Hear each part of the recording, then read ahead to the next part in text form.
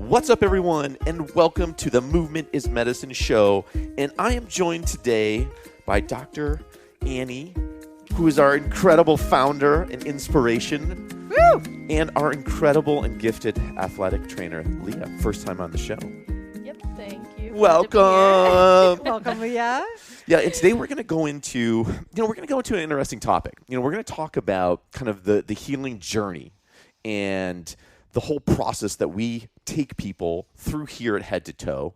And we've even named it, we have a kind of a 3-phased approach that generally happens over 8 visits for most people. And sometimes, people wonder, well, why do I need 8 visits? And some people actually need more. And in some rare cases, people might need a little bit less. It depends. But 8 is the number we like to put in front of people because it represents the whole healing journey. And that's what we're going to go through today. Yeah. I think, chiropractic's got a really sort of a bad name about over-treating. Well, let's just put that right out there. So when people come in, if they're, haven't been referred in or they don't know our style, they're really sort of apprehensive about that visit plan. They think they're going to get, a year's worth of treatment at twice a week or whatever, because there is a lot of over-treating in our industry. I'll go ahead and say that. So we've tracked the amount of time and visits it's taken us to treat patients throughout their different cases that we see, from ankle sprains to hamstring pulls to severe low back injuries. And we've really looked at that process carefully and done our own data collection over the years to make sure what we're saying is accurate. But with our findings and then sort of entrenched in the science of soft tissue healing, it's a really accurate prediction that it's going to take a good 4 weeks to get better. So, and that's not a marketing ploy. So I think what you're calling out ploy. Is in the chiropractic space, especially back in the day, like 20 years ago, the big trend was, to sell these huge packages of treatment. Where we're going to, so it'd be like $4,000, $5,000. It'd be this big treatment package. I can remember the first time I went to a chiropractor when I was in my 20s. I got sold on that package. It was really annoying to me. I hated it. Left a bad taste in my mouth. And I vowed to never work with chiropractors again until I met Annie. She changed me. Yeah, I mean, it really is an issue. I think a lot of the sort of the science of the treatment plan it was really misconstrued as more of a marketing approach. Right. And I hate to say that, but it really is true. So here at Head to Toe, we base our treatment plan based on the science. Yeah, we reject that whole methodology, and we embrace science. Absolutely. And we embrace data, and we embrace kind of what we know to be true about healing. Right. And everyone's individual as well, right? So we can give people a good estimation of what it's going to take them to get better, but people respond differently. But I think what concerns us, and really the reason to do this pod today, is people start feeling better before they're better. And that leaves them in a dangerous place of leaving our care and going out and picking up a heavy box and just recreating the whole thing again. And that's what we want to avoid. I mean, that's why we focus so much on that soft tissue remodeling process, that repair process, and then the rebuilding of the muscles, so that whoever leaves this clinic is strong and ready to move again and can load their body the way they want to, in whatever fashion that is: weightlifting, picking up their kids, running, climbing mountains, whatever they love to do. We don't want them to come right back in here again. And that's why we really stress pushing past like, hey, I feel better, to like, hey, actually, can you really load your body? So what's the first stage? Yeah, do we want to kind of walk through each of these stages? Yeah, I mean, I think what's important to is to think about like the different forms of muscle injury, because yes, we're chiropractors, so joints are really musculoskeletal joints are really foundational for us, but we're really looking at muscles coming in injured in like 3 different main ways. And so we see your classic muscle strain combined usually with a sprain, say for example in an ankle injury where you've rolled your ankle and it's all puffed up and swollen. And then we see that classic hard muscle spasm, and that's where a muscle spasm is a protective mechanism where your muscles are shortening up and guarding around an injury, either in the muscles themselves or within the joints. So this is classic for like a low back problem or a neck problem, right? People are in severe pain. And yes, there's an underlying joint issue as well. So that is going on. And then we also have our overuse injuries. right? Where people, runner, cyclist, athlete, just kind of using the same muscles over and over and over again. So we see muscles coming in and, 3 different ways injured. But really, they all funnel into that same repair process. Okay, cool. So this is a great starting spot. So you're saying essentially there's kind of three primary ways that three kind of primary different, types of injuries that we see, but the healing process for all of them is going to follow a similar kind of plan. So, yeah. I think what does that most look people like? don't realize that it's like with most injuries, they do follow that same journey. You're looking around 2 weeks, you're finally kind of starting to hit that peak of when that injury occurred, kind of what you're feeling at the most. And then from there, it starts to gradually diminish. You're looking at like 3 to 4 weeks after an injury. But what becomes really important after that pain diminishes is actually making sure you're getting things to fire properly. Because with any injury, you're going to have compensation, atrophy, depending on how long the injury is, and getting things to refire and properly work. If they're not doing that, you're just putting yourself at risk for another injury somewhere else for that compensation. So I think a lot of people, they start to feel better and like, okay, here's the end of my journey, but they don't take into consideration, you still need to get everything firing, everything loaded, everything moving properly, everything's functional, patterning, things like that. And also like goal specific, like you may have hurt your back, but okay, what do you like to do in your free time? Are you a hiker? How are you, how are your hips moving? How is your back looking? How are you loading? What muscles are you engaging? And I think it's something to when people come into a chiropractor, that's not their first thought. It's more of about like, okay, what manipulations can I get? I'm feeling better. I'm good to go. But obviously any sort of trauma, it is a healing process. It is a journey. And so I feel like a lot of times people kind of tend to try to cut corners and get better and get back to what they want, but they don't really take into consideration what they're doing to other parts of their body who've been compensating for that. So it's just really cool here. The model we have here, it's not as common. I'm very lucky as an athletic trainer. I get to work here and do what I love, and helping people get past that repair stage. Yeah, because I think for most of us, when we come in as a patient, they think, I'm hurting and I want the pain to go away.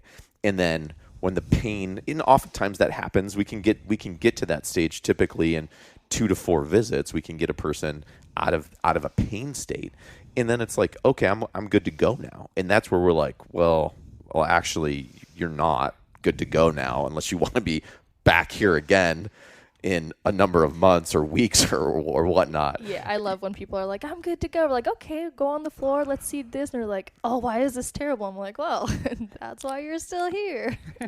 I want to dip back just for a second about that tissue damage, though, in the beginning, right?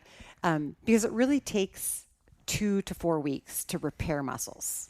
And that's, I think, longer than a lot of us think because we are feeling better, as Leah mentioned. But what I want to just put a point to is how much research has been done around what repairs muscles and really how little there is out there besides manual therapy.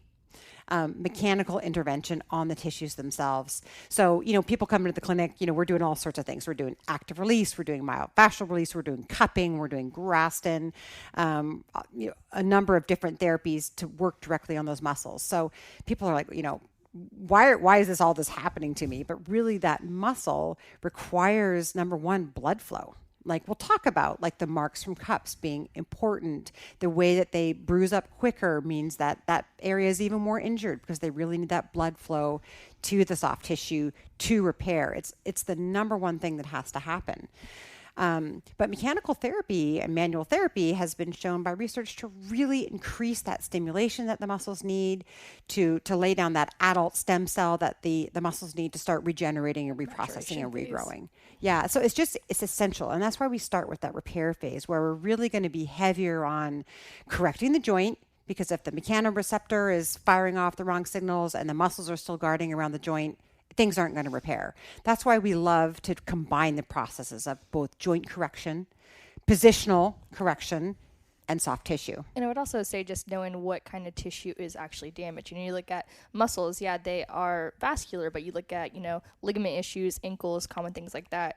Ligaments are avascular for the most part, so you need that eccentric loading to help them regain that strength. And it's like, just because it's a ligament issue, while those muscles around that are going to be weakened from the inflammation, the swelling. So knowing that there's 2 components to that. So yeah, all the manual stuff, that's great for that area, but knowing that it does take more work for other body parts that are more avascular to make sure they're actually getting what they also need, which is a slightly different variation of that.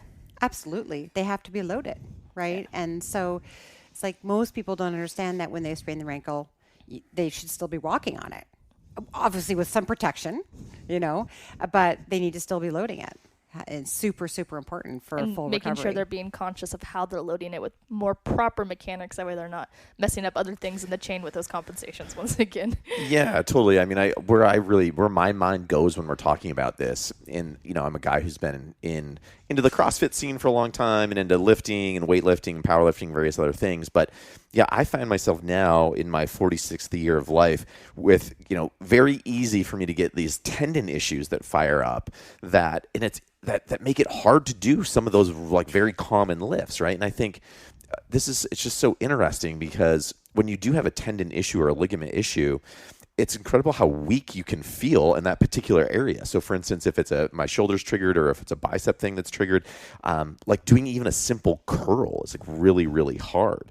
And yet at the same time, my mind also goes to my form. It's like, have I been over time sloppy or overcompensating? Have I developed bad movement patterns now that's putting undue stress on these areas and then not going through a process of getting that kind of rehabilitative and manual therapy to kind of get stuff freed up and moving properly puts me in a spot where it's easy for these chronic issues to come up over and over again. And I also feel like too with that, like that's the whole model, phase 3 of that rebuild is giving people tools like that. Okay, that self-accountability, like, you have these chronic issues, but what are you doing at home to address that? Here we teach people how to lacrosse ball, how to foam roll, stretching, proper mechanics, but it's like, you can lead a horse to water, but you can't force it to drink. And you can give you all these tools, but it's like that self-accountability thing is huge, and just trying to get people to recognize that in that rebuild phase, Yeah. So again, taking people through the whole process, the importance of the process. Yeah. So if that feeling better, the tissues are repairing, and then we're starting to restore full active range of motion.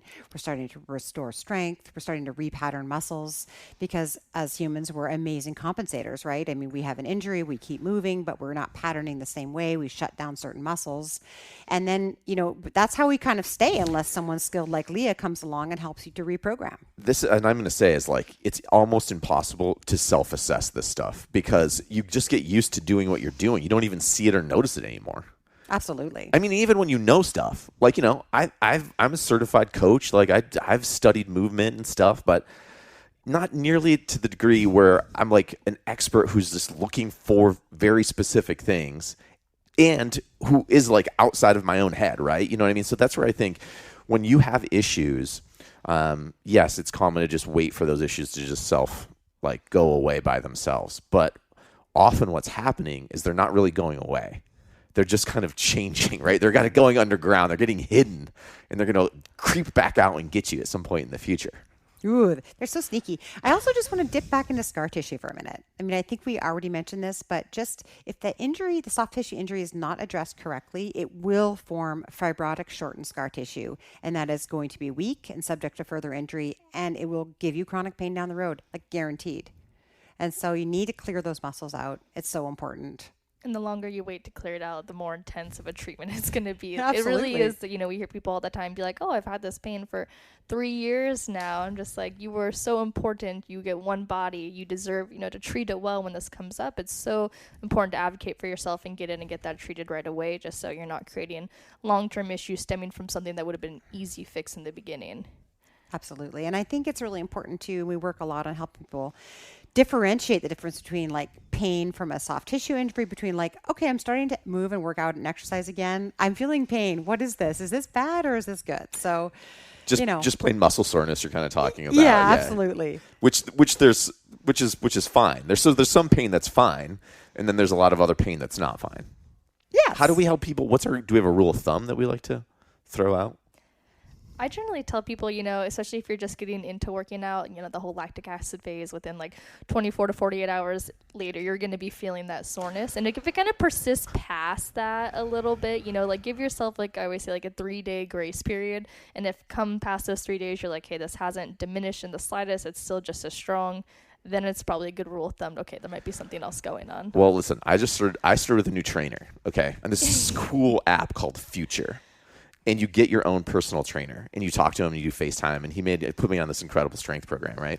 But I started a couple of weeks ago, and the first leg workout I did had all of these like single leg movements and like various variety of lunges and all this loading that I had not been used to doing. I've been like squatting and deadlifting. And for the 3 days after that first workout, I was so destroyed. I could barely walk downstairs. Getting on, any kind of like bending, squatting movement, I was like, then my glutes started to like seize up, and I start low back pain. I like my back's pain. I can't work out. Okay. And then I was like, oh my God, do I need to go in? And then I was like, wait a minute. There's a lot of self-care resources here at Addo. I accessed some of our self-care resources, got my lacrosse ball, foam roller, and therapy gun out, and was able to get in there and do the work and get it cleared out. So I was like, okay, this is a great example of that short-term soreness, right? I didn't damage anything long-term, but I needed to get in there and do the work to clear it out, which I could do. And then I was able to go back to working out for like 5 days later. It's really because you're 46 now. Yeah. It is true. It is because I'm 46. If I was 22, it probably wouldn't have been that bad. No, not too bad. Yeah, it's the age creeping up on me. But it does make me think of that. So there are times where especially if you're getting back into fitness or you're changing the style of working out that you're doing, you're going to experience some soreness or whatever. What we're looking for, of course, is those sharp stabbing pains, or that thing where you're hurt, and or say, for instance, if I would have gone into that next week, and then I'm starting to do lifts and I'm starting to experience like intense low back pain or weakness, then I probably would need to come in, right? That's where it's like, I can't, what I'm doing to help like correct this isn't working. And that's where it's a good time to come in. And that's just knowing your own body too. It's just like, it's pretty typical, everything's getting recruited in your body, building that strength, all that stuff. So that's why you kind of have those beginning phases of pain and, that soreness in the beginning, sore versus pain, kind of its own topic, but it's just knowing your own body. Like you should know kind of like what normal feels like, and you should know if it's past a point of normal for yourself too. It's just taking in that self-accountability. If you're sitting down, you have a hard time getting up and down, you're like, oh, my whole quad is like fried. Like that's one thing. But if you're getting up and you're like, oh man, it's like a pinpoint sharp stabbing pain, it's like, that's when you kind of go into specified types of pain. If it's an overall kind of like dull ache after working out, odds are you could probably, like you said, do some self-care stuff, some lacrosse ball, some foam roll, massage guns are great, anything like that. But if you're like, no, there's like a pinpoint pain right here, more belly or muscle belly specific or like joint specific, then that's kind of like, okay, maybe I should keep an eye on this. If it's not better within a day or two, like check this out. Because you also don't want to like overload, if you're to a point where having that sharp pain, you don't want to push through something like that, overload it and create, a bigger tear and set yourself back even further. So it really just comes down to also just like body awareness and, being conscious of what you're feeling and recognizing that and kind of monitoring it. Yeah, I had a conversation. It was earlier today, the day we're recording this podcast, and I was talking with one of our favorites, Dr. Angela Yeagley over there at Sage, and she's been doing some functional fitness stuff, right? And so has this chronic low back issue that has been creeping up now, and I was like, well, you need to go in for that, because clearly what's happening, and so she's starting to baby all of her workouts, right? Anything that's like a deadlift or whatever, she's like scaling it way back. She's afraid to push. She doesn't want to get hurt. And I feel like a lot of us, have been in that zone where we then don't go in at that point where we know we have an issue, but it's not like so bad that we can't get out of bed. But that's like a good time to come in, before you get injured. Because she's like, I'm just afraid I have this creeping, I'm going to get hurt. I'm going to have to stop working out. And I'm like loving this. And I was like, well, maybe if you knew someone where you could go in, maybe you knew someone who could help you with this. You could go get help. Who could that be? I was like, maybe over head to toe. Right. Yeah. I will call her. But the low back is sneaky. As we know, the low back is the one that people are like, I felt fine, and now I can't get off the floor. I can't tell you after my car accident how many times it was just like something simple, like my cat, cleaning the cat box, dropped to my knees. I'm just sitting there, my cat's just staring at me like, what's wrong with you? And I'm just trying to like crawl out of the bathroom, and it's like, I just lifted like a 40-pound box like 5 minutes prior and it was fine, So things like that, it really is, especially where you are in your healing journey and what kind of happened. Those low backs are really tricky. Yeah. Definitely. So it's okay, and I guess why I bring that up is I guess it's okay too to come in when you're not necessarily in that repair phase, right? So we have this kind of repair, restore, rebuild, and oftentimes in the repair phase you have intense, significant pain. But it's okay to come in when your pain is not that significant, but you might be experiencing some mobility issues or some twinges, right? So it's okay to come in then too. Like that's a great time to come in. Like don't wait until you are in this like severe situation. Yeah, I mean it's your body, right? I mean you want to use it. You can't expect it not to have some needs. And I think we do sort of expect that it's just going to keep going forever and not get hurt, and we can do all these things, and it's not going to happen. But that's really not the reality. You know, we need, especially as we age and our tissues don't repair as quickly, we really need maintenance. I'm a huge advocate for maintenance. I personally get treated almost once a week because I've been doing a lot more physical activity than normal. But you know, my standard is every 2 weeks. I just get checked, get one of the docs in here to work on me, get checked, get worked over. And is that like specific to different areas, or do you do like a movement assessment thing, or do you just know you have spots? Or I mean, really, to be honest, the team here is so good. They just have a look and they can see it. I mean, you can see it in someone, and we just could do a quick assess. Definitely looking at movement, but a quick assessment of joints, key areas, key muscular areas. You can see where it is. It takes not very long. that's so cool. And it's also like there's always something. I'm always in a stage of, your body's kind of always in a stage of like some areas that are breaking down and some areas that are building up, right? I mean, that's part of what our bodies do. They're in kind of constant flux. Absolutely. Yeah. But it's just keeping everything monitored. It's really, really important, especially as we age, because we've got to keep moving. It's the best way to stay young, best way to stay healthy, and no breaking down. Leah's laughing because she's not old yet. Yeah, she's like, all these old people talking. But that's why, so back to our 3 phases of healing, that's why the rebuilding stage for us is so key, and why we don't like people to skip out on that stage. Because at that point, you're well out of pain, you're well out of that repair place, you have mobility again, right? You're feeling stronger. And that's where we're able to help push that load and that ability for your body to kind of push its capacity for strength and for movement, powerful, agile movement, right? That's that stage where you can really start to get unlocked and unleashed. And that's why we're really passionate about it, because it's not enough to survive, right? We really want people to thrive. We really want people to be empowered in their physicality. And that's where that stage exists for us, is to get people into that place where they really feel confident again. Absolutely. Yeah.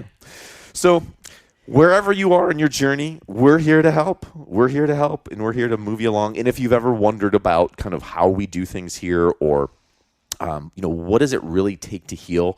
That's why, now it takes a fair amount of time, generally 4 to 6 weeks for muscles to heal.